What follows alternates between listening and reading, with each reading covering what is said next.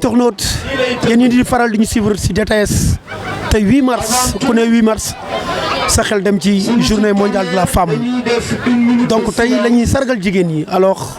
fii ci Kër Mbaye Fall ci jardin public bi mu am mouvement bi nga xam ne ñu ngi naan mouvement ñàkk njëriñu ñooy organiser tey seen deuxième édition maanaam sargal jigéen ñi di président bi di Adama Diallo. alors tey lan mooy thème bi mooy l'importance de la femme dans la société mooy maanaam njëriñu jigéen ci biir société. tey dama dégg ne seen mouvement bi tey comme jigéen lañ ko jagleel waaye tey exposé bi dañoo ne place su jigéen ñi ci biir société bi yow est-ce que mën nga ma wax tey rôle lu yaay tey ci société bi ci Sénégal. waaw rôle yaay ci société bi ci Sénégal mooy toog sa kër. gérer say doom déggal sa borom kër di liggéey comme ñun li ñuy def ndax ñun loolu la ñuy def ñun dañuy liggéey loolu la ñu xam loolu la ñuy def toog ci suñu kër téye suñuy doom fonk suñu jëkkër yi ci yooyu la ñuy dox daal ñun. waaw loolu de moom donc moom doxul moom ndax jigéen moom nu mu mënti mel tamit góor mooy kilifaam ñun nag góor mooy suñu kilifa wax dëgg yàlla góor moom da nga koy jox baatam ci këram bu la bàyyee nag nga dem liggéeyi par yàlla ne ñun ñii ci mouvement ne Adama Diallo bii ñun ñëpp dañuy liggéey ñun ñëpp dañuy liggéey Adama Diallo di ñu jox ay financement yu baax ñuy dem di liggéey wax dëgg yàlla ci loolu la ñuy dox de. ci seen ndigalu borom kër. ci suñu ndigalu borom kër nag ci suñu ndigal borom kër di sant suñu borom kër yi bu baax ndax xam nañ ni ne Adama Diallo la ñuy àndal te bu Adama Diallo meloon neneen kenn ku ne da ngay téye sa soxna waaw loolu daal gis naa ko ci affaire bi. jërëjëf. asalaamaaleykum. man la Khady Diouf. Khady Diouf. waaw. yàgg nga ci association bi. waaw yàgg naa ci. ñaataat. 2017 ba tey ñu ngi ci. 2017 yaa ngi ci association bi waaye tey nag dañoo wax ne seen exposé bi ci jigéen ñi la ñuy wax maanaam seen rôle lu ñuy joué ci société bi maanaam seen nekkin ci kanamu njaboot bi mën naa ko wax quoi noonu yow loo ci xalaat yow lan mooy rôle lu jigéen ci société bi réellement. rôle lu jigéen ci société moom bari na. ndaxte booy xool jigéen tey jii warta nekk femme ménagère ci biir kër gi seulement. war naa nekk fu ne. war naa jàpp fu ne itam. ndaxte jigéen yaa ngi nekk ministre. jigéen yaa ngi ci mécanique yi. jigéen yaa ngi ci tali bi. jigéen yaa ngi ci fépp daal foo gëstu gis jigéen. kon xam nga ne rôle lu jigéen warta nekk ci biir kër gi kese. waaw jigéen a ngi fépp daal di yëngatu. waaye xanaa jigéen dañuy jékki-jékki rek am seen indépendance bopp ne damay def lii sans seen ndigalu borom kër. déedéet suñu borom kër moo ñu jox liberté bu tax ñu formal yi bu egsi fii ñu egsi lépp ñoom la ndaxte moo ñu may doole daal may doole bi boo ko déggee mooy moo ñu bàyyi ba ñu mën a génn ba mën a def lii ba egsi fii ñu egsi lépp ñoom la. yéen daal li ci société bi liñ ciy taxaw xanaa taxawaay bu rafet te ñun jigéen lañ dëgg lañ il faut ñu jàppale suñu njaboot jàppale suñu bopp loolu la woon. seen indépendance dañ koy jël sans seen ndigalu jëkkër est-ce que loolu yoon la. loolu xam nga ne du yoon jigéen ni muy def ci këram daal yor njabootam yor boppam loolu laa xam waaw. tey association bi organisé tey 8 mars ngeen yàgg ci organisation yi jigéen ñi ñëpp taxu ñu ne gis nañ seen bopp rek ci association bi loolu lan nga ci mën a wax. loolu li ma ci mën a wax mooy jigéen daal na takku liggéey dimbale boppam dimbale njabootam man daal loolu laa ci xam waaw kay jërëjëf. thème bi kan moo koy animé di Ngoné Fall nag mooy animé thème bi alors dana ñëwaat ci thème bi wax en profondeur lan mooy importance jigéenu ci maanaam société bi.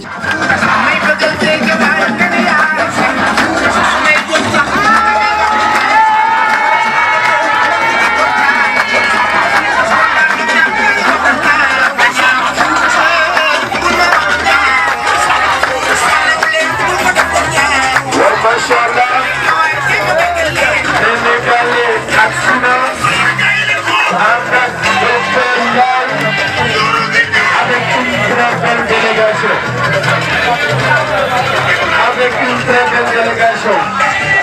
Machallah.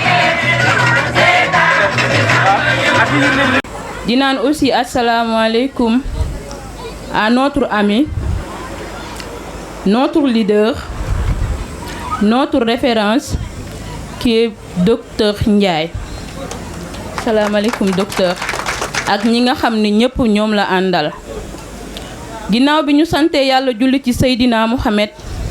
dañuy sant ki nga xamante ni moo ñu fi dajale tey muy la présidente du mouvement ñaq jariñu di Adama Diallo alias Néné Gallé. Aujourd'hui nous sommes là pour célébrer la journée internationale de la femme. Le mouvement ñaq jariñu a choisi un thème très important, très pertinent, qui s'appelle l'importance de la femme dans la société. Ça peut être société africaine comme ça peut être société sénégalaise. Jigéen ku nekk xam na melokaanam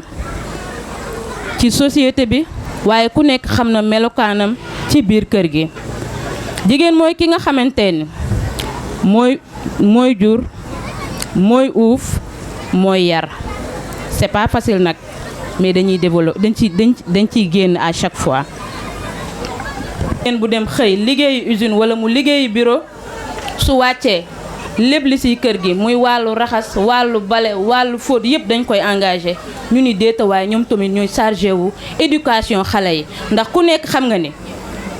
boo nee diw doomu diw la bu baaxee dañ naan góor geeg jigéen gi yëpp a ko jur waaye su bonee dañ koy jagleel jigéen ñi kese. moo tax à chaque fois jigéen dafa war a fonk éducation de base de l'enfant.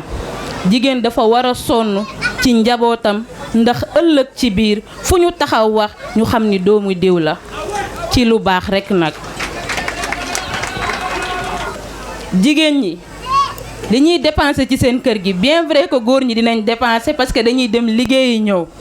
waaye ku ne xam nga ni salaire u góor mënul couvrir lu bari. ba tax lu ci bari tey jigéen ñaa ngi ci biir kër yi di ko joxe te duñ ko wax di ko def te duñ ko wax di jàppale seen jëkkër yi te duñ ko wax.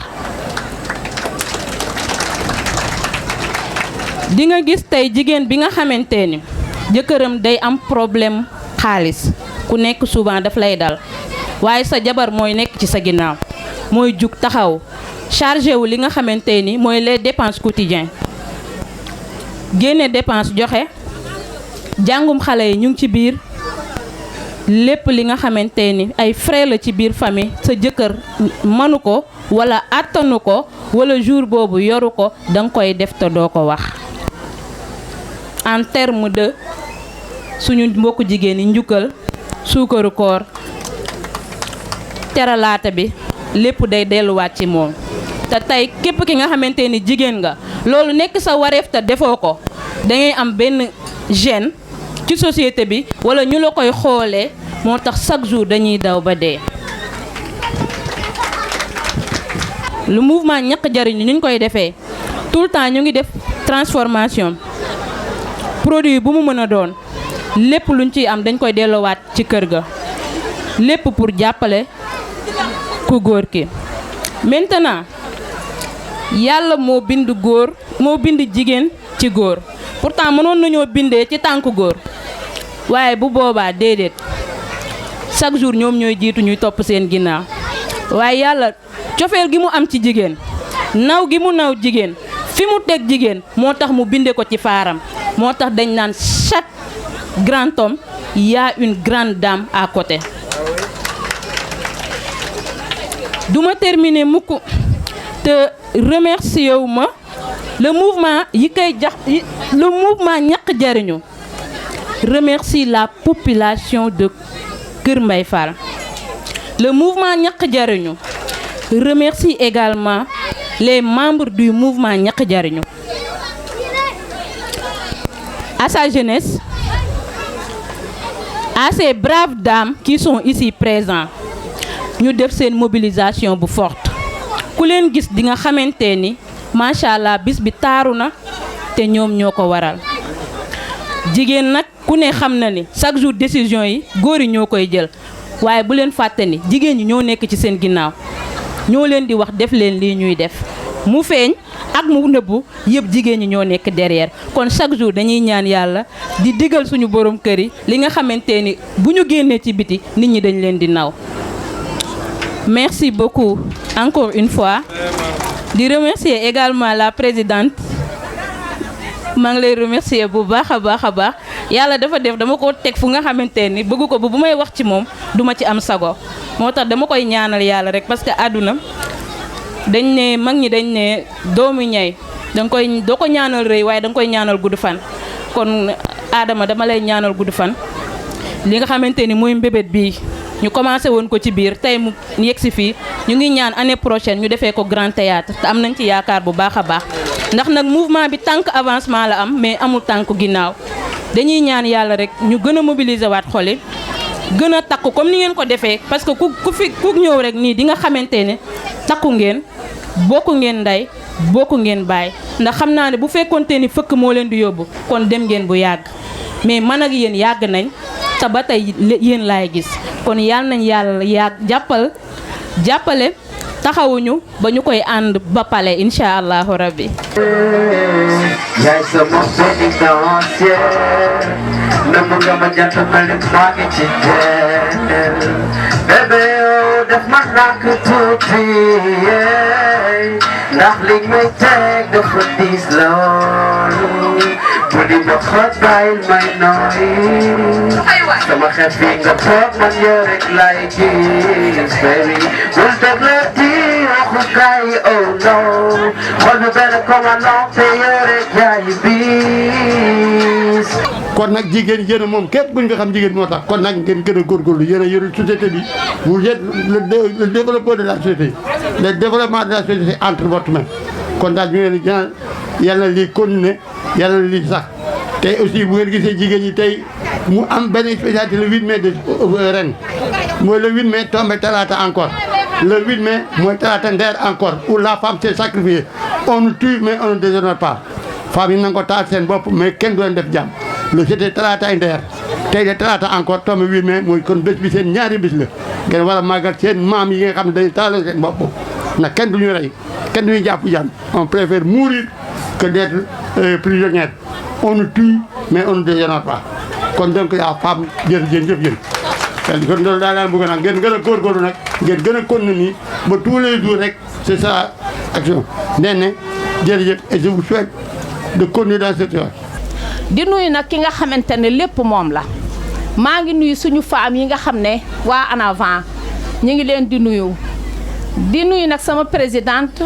muy Néné Galle di Adama Diallo di ko wax ne lii lépp moom la bu ñu amee fit tey ba mën a toog bay présenté wu ci yu bari ba mën di liggéey di compter xaalis ba mu mat di def financement di def ay saabu di góorgóorlu di jaay lépp loo xamante ne rek jigéen ñaa ngi ci ñu di ko liggéey ba mën a mobiliser lii yëpp kon grâce à moom lépp nag moom la tàccu leen ko bu baax a baax suñu présidente waaw. ñuy mayee jën daf ñoo jàngal nappi kon nag lépp moom la ñaq jariñu sama jigéen ñiy toog dañuy teel a xëy di guddee wàcc xaaruñu daray góor te dañuy wax ne jigéen lu am importance la ci société bi ndax bu góor ñi di xëy ñun la ñuy bàyyi ci kër gi ñooy occupé xale yi ñooy yor suñu puso di ñaw bu ñu matlewul ñun ñooy mottali defar ba mu baax te kenn du ci xam dara ñu nekk ak suñu sutura ñooy yar doom yi ndaxte dañu naan al ummu madrasatu loolu arab moo ko wax yaay mooy école bi suñu defaree ñun société bi defaru bu ñu yàqee mu yàqu kon nag ñi ngi gërëm suñu doom yi nga xam ne depuis barke démb ba léegi ñi ngi ak ñun lu fi baax ñoom la suñu doom yu góor yi ñuy wax ne nag lii ñu ngi ñaan yàlla ci barke Seydouna Mohamed yàlla nañ ko teewe ay déwén moom du responsable rek waaye ñoom ñëpp ñooy xàcceendoo dóorandoo ñi ngi nii yi jigéen ñooy jigéenu jàmbaar fàkk tëdd kenn naaj du la fekk ci kaw lal bu ñu xëyee fajar ñii nga ci marché ba ñii ngi ci beñe bi ñii ngi ci yeneen ak yeneen di leen ñaanal nag yéen jigéen ñi lu ngeen góorgóorlu woon ngeen yokk ñaari loxo mooy takk tubéy waaye ñaari loxo tam mooy takk sër te da ngeen di jigéen ñi jàmbaar fàkk tëdd présidente nag moom lépp moom la moom mooy bërigo ci mbartal incha allah puus mu dem puusul mu dem te ñoo ci jàpp nag di ko puus te mi ngi dem parce que bu leen neexoon ngeen ne yéen amu leen temps fu ñu woote ngeen dem mais fépp fu ñu mas a woote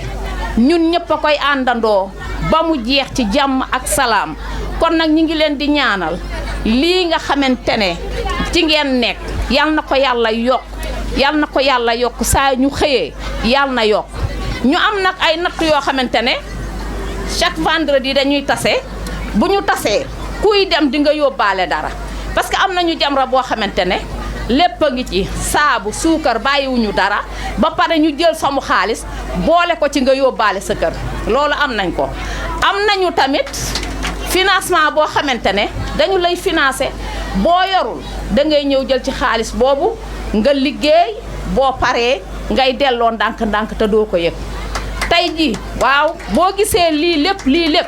loolu yëpp nekk jàmbaar rek moo ko waral présidente nag saa yu xëyee mi ngi xool rek li nga xamante ne buñ ko defee rek mu yokk avancement mi ngi xool li nga xam ne buñ ko defee ku ci ne boo amee sa soxla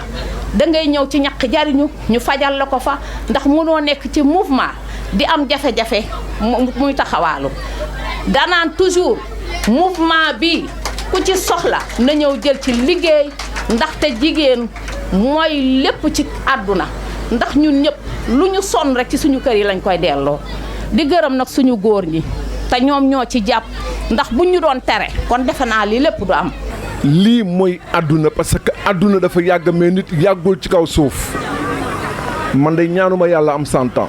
xalaatuma ko sax di sonal sawee bokk ànd nag ñaar rek la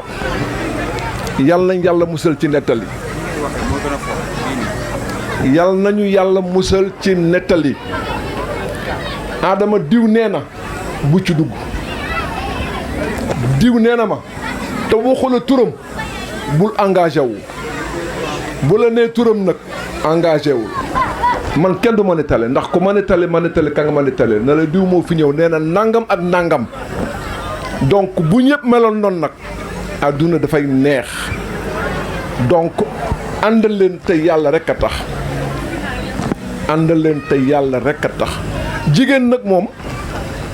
ku ko sagalul doo sagal kenn man jusqu'à présent à mon âge 62 ans damay bale damay raxas damay boole ànda sama soxna saa wu génnee su génnee bu ñëwee lal ba na muy mel danaan déedéet man mii maa fay jaar damay fobeere damay bale damay raxas ndax yéen la ñu am sama baay nee na ma ci dundam Ibrahima naa mu ne ma ku toroxal jigéen yàlla toroxal la ku sagal jigéen yàlla sagal la gis nga góor ñi fi raw xamul leen ka may sagal jigéen góor ñi fi raw ñu dégg leen fu ne ñu am lu ne dañu doon sagal jigéen yàlla nañ yàlla musal ci góor bu toroxal jigéen. ci kanamu yaayam ñu bàyyaale ma ko kon li ma ciy wax dama cee ñeme maa ngi leen di sant waa mouvement ñàkk jëriñu suñu koñ bi nag day gën a avancé rek ndax nit yu jullite lañu nit yu baax lañu nit yu soppante lañu nit yu buggante lañu te kenn xeebul sa morom te kenn du netle sa morom kuy netle it yaay des ca gannaaw rek ne ñoom dañuy avancé rek. li ñuy wax moom mooy dañuy réitérer suñu engagement parce que bañ duggee ci mouvement bi yàggul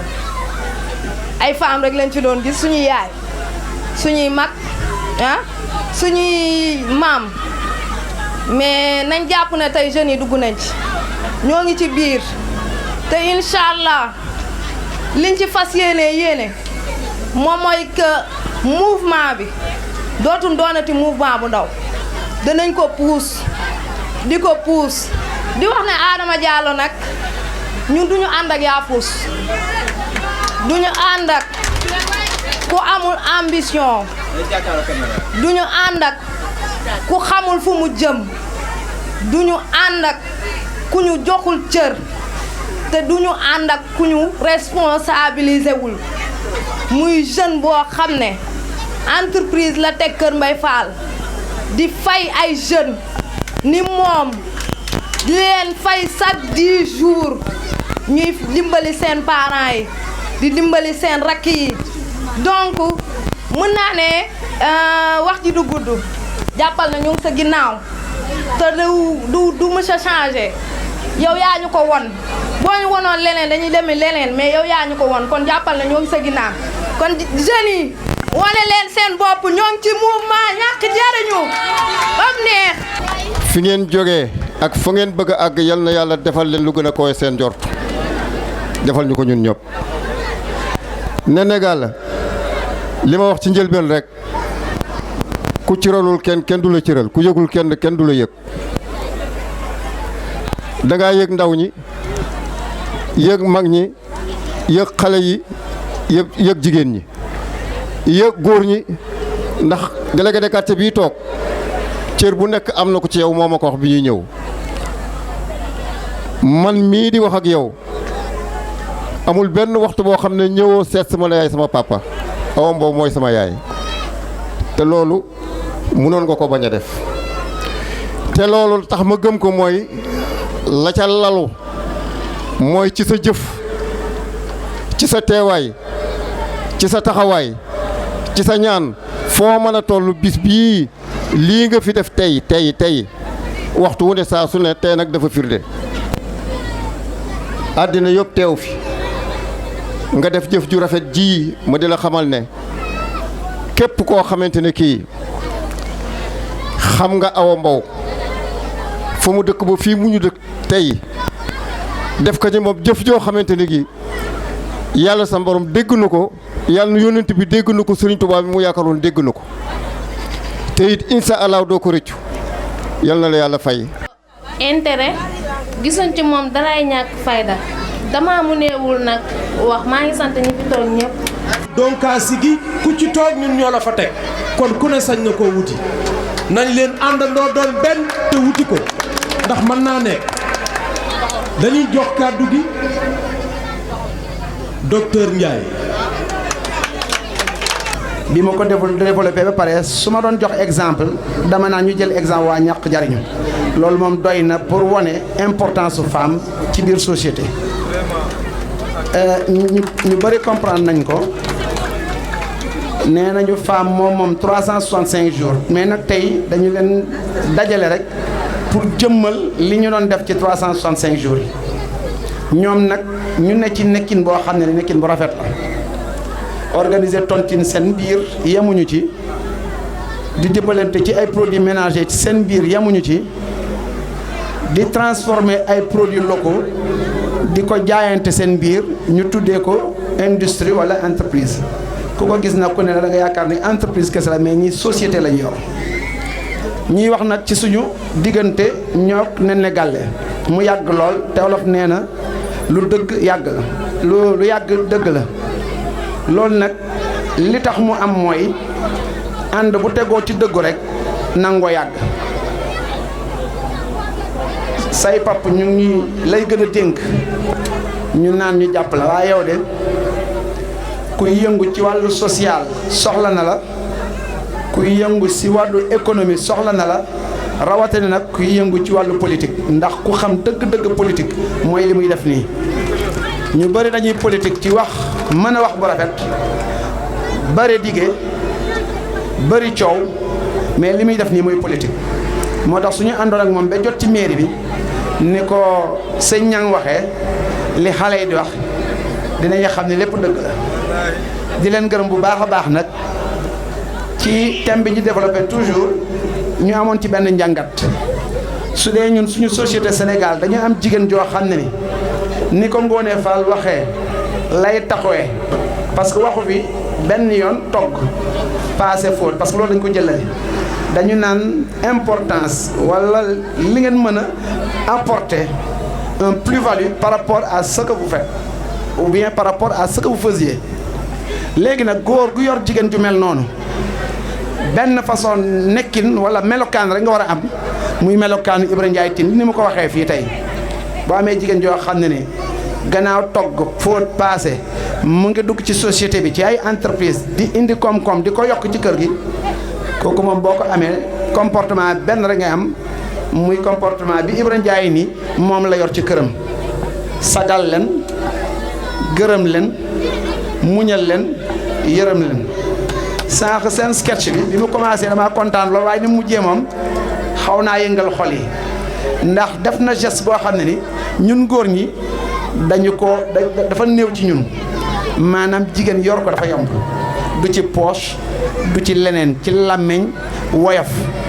maanaam jigéen boo dalalee xelam rek yaa ko moom bi ñëw di apprécier surtout apprécier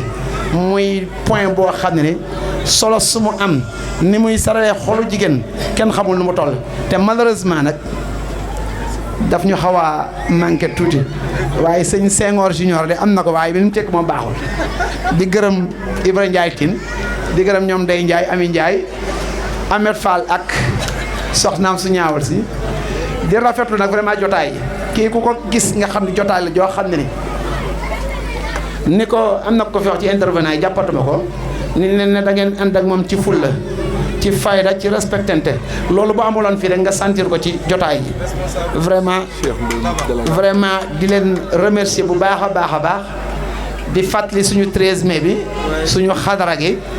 bi yoon dama bëgg ñu boole ci parrain yi Cheikh Ndoye ci suñu délégation la bokk mu téye ci xadara gi benn ñu ko daan réussir ñu réussir ko noonu xadara gi nag Ibra Ndiaye Tine mooy personne morale bi ñun ñoo ko dox biñ koy sos vraiment ñu bëggoon nag comme kii dañ ko boolee ci marraine yi jigéen ñu waa ñàkk jariñu ñu indi seen représentation bu am solo ñu continuer delloo ko njukkal sargal ko comme niñ ko defee tey vraiment di leen gërëm bu baax a baax di leen sant di leen baalu ak di rafetlu suñu nekkin ñun ak waa Kër Mbaye Fall jërëjëf yal nañ yàlla dooleel lépp lu ñu bëgg rek ci lu baax yal nañ ko yàlla may képp ku fi indi soxla wala di fi tawat yal na ko yàlla saafara. ñu ngi lay gërëm di la sant tey bu ñu toogee ba mel nii ku ne mën ñoo xool benn yëre lañu amoon benn dàll benn saak amuñu dara bu ñu toggee duñu añee duñu reer bu ñu ndekkee duñu reer yow nga ñëw jàppale ñu ba tey ñu mën a taxaw ba fu ñu taxaw suñu morom yi mën ñoo xool kon dama ne nee na loo mën ren yàlla nga ko mën déwén nee na loo mën ren yàlla nga ko mën déwén. defal nga ñu teranga ñu gis say jaloore dinañ la delloo ñu ko jigéen ñu docteur Ndiaye Diarra ñoo lay way bir ñu jaari ñu jaara defal nga ñu teranga ñu gis say jaloore dinañ la delloo ñu ko jigéen ñu docteur Ndiaye Diarra ñun yaa ñu doy ne gàlle yawan yaa ji yàlla na fi géej yàlla nañ ko yéex a fayantoo yàlla na yàlla dogal ci kàttanam fa mu nekk gënal ko fi mu jóge. maa ngi leen di nuyu kenn ku ci nekk sa tur ak sa sant di rendre hommage suñu doyen boobu di taa Awa Mbow nekkoon membre fondatrice du mouvement ñàkk jariñu kon tey jii balaa ñuy def dara loolu rek lañ ko mënoon defar ndax tey mun naa ne ñoo doon toogandoo ci kër Tante Bintu di toog ci ay peron doon nas di nocc su yàlla defee mu génn àdduna ba tey ñu mën a génn ci mbedd mi xam ne daal mën naa ne nii rek lañ mënoon jaaree pour rendre ko hommage suñ jógee ci loolu nag damay sant ñëpp di sant mouvement ñàkk jariñu bu baax a baax maa ngi leen di sant lii yëpp yéen la vraiment lii yëpp yéen la Papa Senghor wax na ko sànq ci ay kàddoom une semaine yéen a ngi nekk kër ga kenn ku ci nekk di dugg ak a génn kenn ku ci nekk selon responsabilité yi ñu la jox nga matal ko ba mu mat sëkk ku ñëw fii tey xam ne organisation bi mat na sëkk. naa ne di gërëm waa kër docteur Ndiaye di commencer ci Père Tine suñu waxee Père Tine ñëw ci Ahmed Fall kooku kenn la ci man Ahmed Fall ak jabaram ñu ngi leen di sant bu ñu jógee foofu ñëw ci Ami Ndiaye Ndey Ndiaye ñu nekk ñoo xam ne dañu dooleel vraiment Thierno parce que ñun dañu nekk présidente du mouvement ñàkk jariñu docteur Ndiaye nekk président du mouvement En Avant jël ay responsabilités yu mag a mag jox ñu ko ci biir mouvement am mënoon nañoo jóge ci suñu mouvement dem si mouvement am ñu xatal ñu te bu boobaa ñu dañuy reculer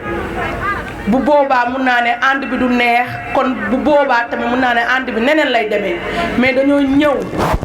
ñu yaatal ñu taxawuñu uuf ñu tey amoon na noo xam ne noonu ngeen ñuy wan kon mun naa ne tey jii nii ñun ak keneen la te du mus a den ñun ak keneen ñun ak docteur Ndiaye la parce que docteur Ndiaye moom mooy l'infatigable docteur Ndiaye daf ñu taxaw sincèrement man mun naa ne tey jii su may def ay éloge si moom dama fiy guddee mais li ma gën a neex si moom dafa nekk responsable politique boo xam ne heure boo ko wooyee jot ko heure boo demee këram fekk ko fa mu entré la li gën a grave nag yenn saa yi si yenn responsable yi mun naa ne tey politique moo tax ngeen di ànd bu politique bi jeexee ut nañ beneen puce soo leen di woo doo leen jot avec moom nag tel n'est pas le cas kon dama bëgg ngeen tàccul ma ko man nag au niveau de la commune de Mbao je me dis que télé laay waxee benn responsable politique moo fi nekk muy moom tàccu leen ko bu baax a baax a baax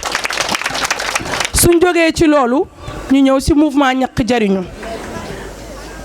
bien avant nag mouvement ñàkk jariñu tey bu li yëpp ala dawmee mun naa ne équipe technique bi moo ci jàpp en commençant ci sama manager muy Mohamed Sall tàccu leen ko di nuyu Moussa Sarr tàccu leen ko en plus Pape Diallo ñoom Bayzal ñoom Abdoul ñu ngi leen di gërëm bu baax a baax def naa ne jigéen ñi mënuñoo defar ay bâche jigéen ñi mun ñoo indi chaise lépp ñoom la kon duñ def lu dul di leen sant di leen gërëm mouvement bi nag dañ ko taxawal en 2017 mu nekkoon loo xam ne lu metti ci jamono jooju ñu ko doon defee ci néeg ñëpp xam nañ ne ànd jigéen dafa nekk loo xam ne des fois lu xaw a doy waar yenn saa yi ñu nekk 7 bu subaa ñu manqué nekk 5 ginnaaw suba ñu nekk 8 yenn saa yi jaxasoo am ñu nekk 4 tey ba yàlla def rusuñoo génn ci mbedd te ku ñu xool xam ne ñun ñii wax fa dëgg neex yàlla duñu luwee ay nit ñi ñu fi indi yëpp mun naa ne dëggoo tax ñu ñëw fi ak loo xam ne lu palpable moom moo tax ñu ñëw fi sincèrement ñuy ànd nag boobu ba tey léegi nag dama leen di wax benn affaire 2017 lañ taxawaloon mouvement bi mais fan laa leen jëmee ci 2022 bi. alors depuis sa création 2017 ba 2022 tey est-ce que mën nga ñu wax tey mouvement bi réalisation yi mu def dëgg ba jigéen ñi gis seen bopp ci diggante bi. waaw ñu ngi leen di sant di leen gërëm yéen waa DTS du ma def lu leen di leen sant bu baax a baax a baax comme ni nga ko waxee depuis 2017 lañ créé mouvement bi ba 2022 mun naa ne jigéen gis nañ ci seen bopp comme sànq ni ma ko waxee moment bi ma jëlee parole mun naa ne tey jii jigéen ñi ci bëri ñu ngi leen di jox ay financement ñuy taxawal seeni propre entreprise en plus jigéen ñu ci bëri aussi mun naa ne mouvement bi moom moo tax ñu mun a am yenn activités yi en plus mun naa ne mouvement bi moom moo tax jigéen ñi gën a xam seen bopp te gën a gëm seen bopp parce que au sein du mouvement liggéey rek lañ xam au sein du mouvement mun naan détermination rek fa nekk ak engagement kon jigéen ñi gis nañ ci seen bopp bu baax a baax parce que benn jigéen toogatul kenn ku ci nekk yaa ngi jóg rien que pour sa avancement waaw. alors tey bu ñuy wax financement c'est vrai mooy tax alors mooy mbaa doo amoo ci ay jafe-jafe pour trouver leen parce que mbootaay jigéen aussi c'est un peu compliqué. non foofu amuñu ay jafe-jafe parce que comme ni ñu ko waxee groupement de femmes la kenn ku ci nekk da nga indi sa apport kenn ku ci nekk da nga ñëw cotiser moo xam 10 000 francs moo xam 5 000 francs ñu dajale financer kenn moo tax amuñu ci benn jafe-jafe. alors seen programme à l'horizon 2022 waxoon nga ko sànq est-ce que mën nga si ñëwaat. waaw programme bi moom mooy ni ma ko waxee sànq 3 axes rek laa teg première programme bi moom mooy ci côté liggéey ndax ñëpp xam nañ ne liggéey moom moo yor kër liggéey moom moo yor société du ñu def lu dul teg ay moyens de production comme lu ci mel ni di def ay araw lu ci mel ni def ay transformation de produits local en plus vente des produits bio aussi deuxième axe bi ñu dem ci koom-koom rek def mooy natt yi ñuy def mooy financement yu ñuy def buñ demee ci dernier axe bi moom mooy plan sanitaire teg def ay cotisation yoo xam ne kenn ku ci feebar rek dinañ la mën a dimbalee ak benn moyen bi leneen li sa famille fay ko moom lañ teg ci 2022 bi. alors ñu rendoon hommage sànq la une dame là est-ce que kooku mën nañ xam kan la. waaw kooku moom dafa nekk une personne boo xam ne elle est spéciale vraiment parce que mun naa ne moom mooy doyen wu mouvement bi moom mooy Awa Mbaw vraiment mouvement bi su demee ba tollu fii mënuñu wax benn kàddu sans pour autant mun naa ne rendre ko hommage parce que dafa participer ci réussite mouvement bi mu nekk koo xam ne une dame de fer mu bokkoon ci suñu référence yi kon bu fi génnee aussi duñ def lu dul di ko rendre hommage. ça appelle ce dernier mot pour journée de la femme bi. waaw sama dernier mot c'est juste que mun naa ne gën a ñaax jeunesse bi parce que kii di mouvement aussi pense à la jeunesse parce que li fi am tey yëpp bu du woon jeunesse bi mun naa ne tey jii duñ ko mën a actualiser parce que jeunesse moom mooy lépp jeunesse moom mooy réew jeunesse bi aussi moom mooy tax fépp foo bëgg a yegg aussi nga yegg fa kon damay wax jeunesse bi ñu ñëw